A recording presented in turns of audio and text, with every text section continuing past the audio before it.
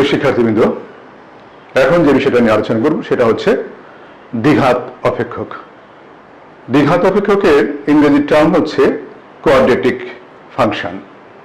অর্থাৎ স্বাধীন চলকের পাওয়ার যদি স্কোয়ার হয়, পাওয়ার যদি 2 বা স্কোয়ার হয়, তাহলে সেক্ষেত্রে যে রেখাগুলো আসবে সেগুলো হচ্ছে বক্ররেখা, ওটা ইউ শেপড এবং এন শেপড আসবে। আমরা দেখতে পাচ্ছি এখানে দুইটা অপেক্ষক দেওয়া আছে, এ এক্স স্কোয়ার, স্বাধীন চলকের সর্বোচ্চ পাওয়ার স্কোয়ার হবে bx প্লাস সি। এখানে নিচেরটা 2 নম্বরটা হচ্ছে y সমান 10x স্কোয়ার 5x প্লাস 100। এই ধরনের যদি আমাদের অপেক্ষক আসে, সেক্ষেত্রে আমরা চিত্ররূপ দিলে আমাদের চিত্ররূপটা হবে হয় এরকম হবে, এটা y, এটা x, অথবা এই দুটোর ভিতরে যে কোনো একটা শেপড হবে, অথবা এরকম হবে। তাহলে দ্বিঘাত অপেক্ষকের চিত্ররূপ দিলে কেমন হবে সেটা হচ্ছে অনেকটা এন শেপড এবং ইউ শেপডের মতো হবে, এরকম বক্ররেখা হবে। এখন আমরা দ্বিঘাত অপেক্ষক আমরা ভালো করে বোঝার চেষ্টা করছি। এখন আমরা ত্রিঘাত মানে পাওয়ার যখন স্বাধীন চলকের পাওয়ার যখন 3 বা কিউব হয়, তখন সেক্ষেত্রে ত্রিঘাত অপেক্ষক বলে। ত্রিঘাত, এই যে ত্রিঘাত অপেক্ষক বলে, এটাকে কিউবিক ফাংশন বলে, ইংলিশে বলে কিউবিক ফাংশন। কিউবিক ফাংশন আমরা আগের মতো যখন দেখলাম যে আমাদের যদি এরকম থাকে A x cube plus B x square plus C x plus D, এরকম ফাংশন থাকে, দ্যাট মিনস এরকম হতে পারে। অথবা আমরা যদি মান বসাই দিই, আমাদের 12x cube plus 6x square plus 10x plus 500, এই ধরনের কোন অপেক্ষকের সর্বোচ্চ ঘাত যদি কিউব হয় বা 3 হয়, সেক্ষেত্রে আমাদের যে রেখা অঙ্কন করবো সেই রেখাটা অনেকটা এমন হবে। আমরা এরকম করতে পারি, এন এ যাচ্ছিল, এরপরে আবার ইউতে চলে গেল। এই আমাদের অপেক্ষকগুলো যদি ভাঙি, তাহলে আমাদের চিত্ররূপ হবে এরকম আসতে পারে অথবা এরকম আসতে পারে।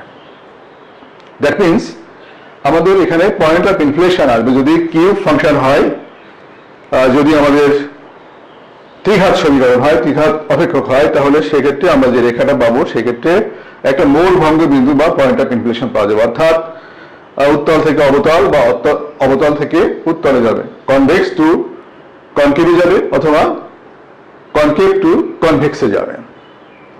আমরা স্পষ্ট বুঝতে পারলাম যদি আমাদের স্বাধীন চলকের সর্বোচ্চ ঘাত 3 হয়, স্বাধীন চলকের পাওয়ার যদি 3 হয় বা কিউব হয়, সেক্ষেত্রে সেই ফাংশনকে বলবে, সেই অপেক্ষক বলবে হচ্ছে ত্রিঘাত অপেক্ষক। আমরা এক্ষেত্রে যে চিত্রটা পাবো সেটা হচ্ছে যে একটা পয়েন্ট অফ ইনফ্লেশন পাওয়া যাবে, অর্থাৎ শেপটা এন থেকে অনেকটা এন শেপ থেকে ইউ শেপে যাচ্ছে, মাঝখানে যেটা হচ্ছে এটা হচ্ছে পয়েন্ট অফ ইনফ্লেশন। আমরা পয়েন্ট অফ ইনফ্লেশন নিয়ে পরে আলোচনা করব। এই ক্ষেত্রে আমরা দ্বিঘাত এবং ত্রিঘাত অপেক্ষক আমরা দেখলাম। নেক্সট আমরা যে বিষয়টা নিয়ে আলোচনা করব সেটা হচ্ছে আমাদের ব্যক্ত অপেক্ষক এবং অব্যক্ত অপেক্ষক।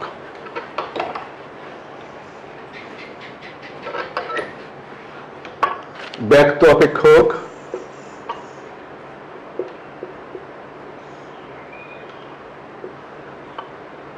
ও অব্যক্ত অপেক্ষক, ইংলিশে বলে ইমপ্লিসিট ফাংশন,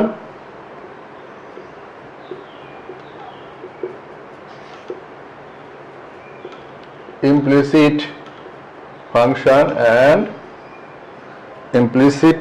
একটা হচ্ছে ব্যক্ত, হচ্ছে এক্সপ্লিসিট, এটা ব্যক্ত হবে বলে এক্সপ্লিসিট ফাংশন, এক্সপ্লিসিট। আর অব্যক্ত হচ্ছে ইমপ্লিসিট ফাংশন, ইমপ্লিসিট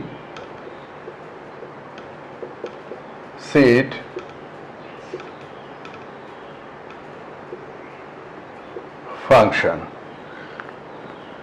হ্যাঁ, এখন যদি অপেক্ষকের স্বাধীন চলক কোনটা এবং অধীন চলক কোনটা যদি সুস্পষ্টভাবে বোঝা যায়, তাহলে সেক্ষেত্রে সেটাকে ব্যক্ত অপেক্ষক বলে। আমি যদি এখন একটা ফাংশন নিচ্ছি ডি সমান সমান 10 মাইনাস 2p, এই ক্ষেত্রে এটাকে আমরা ব্যক্ত অপেক্ষক বলবো। তার কারণটা হচ্ছে আমাদের এখানে বাম দিকে এবং ডান দিকে, বাম দিকে স্বাধীন চলক অধীন চলক রয়েছে, ডি অধীন চলক, এবং ডান দিকে পি স্বাধীন চলক স্পষ্ট রয়েছে। সেক্ষেত্রে কোনটা স্বাধীন এবং কোনটা অধীন একবার স্পষ্ট থাকলে সেটাকে আমরা বলবো ব্যক্ত অপেক্ষক। যখন আমাদের আমরা যখন অব্যক্ত অপেক্ষক আলোচনা করব, তখন আমাদের কাছে যে জিনিসটা আসবে সেটা হচ্ছে যে কোনটা স্বাধীন এবং কোনটা অধীন চলক সেটা সুস্পষ্টভাবে বোঝা যায় না।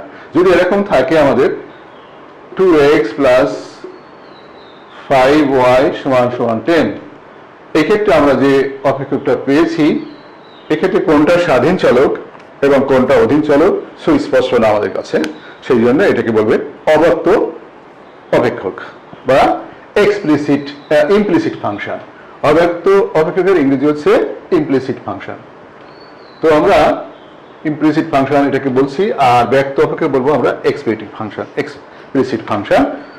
এখন আমরা যেটা নিয়ে আলোচনা করবো সেটা হচ্ছে বিপরীত অপেক্ষক, বিপরীত ইনভার্স ফাংশন।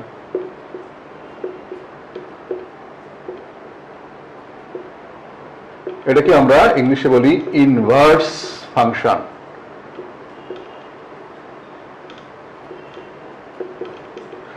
সেক্ষেত্রে একটু আগে আমরা যেরকম দেখলাম 2x প্লাস 5y সমান সমান 10, যদি এরকম একটা অপেক্ষক থাকে, এখান থেকে আরেকটা অপেক্ষক বের করা যায়, আমরা দেখি এখানে 2x সমান 10 মাইনাস 5y, অতএব x সমান 10 মাইনাস 5y কে ভাগ করতে হবে 2 দিয়ে। এই যে ফাংশনটা পেলাম, উপরে 2x প্লাস 5y সমান 10, এই অপেক্ষক থেকে আমরা নিচে পাচ্ছি x সমান সমান 10 মাইনাস 5y বাই 2 অপেক্ষক। এই যে একটা অপেক্ষক থেকে যদি আরেকটা অপেক্ষক বের করা যায়, তাহলে এই অপেক্ষকটাকে আগের অপেক্ষকের বিপরীত অপেক্ষক বলবে। একটা অপেক্ষক থেকে যদি আরেকটা অপেক্ষক পাওয়া যায়, তাহলে তারা পরস্পর বিপরীত অপেক্ষক। ধন্যবাদ।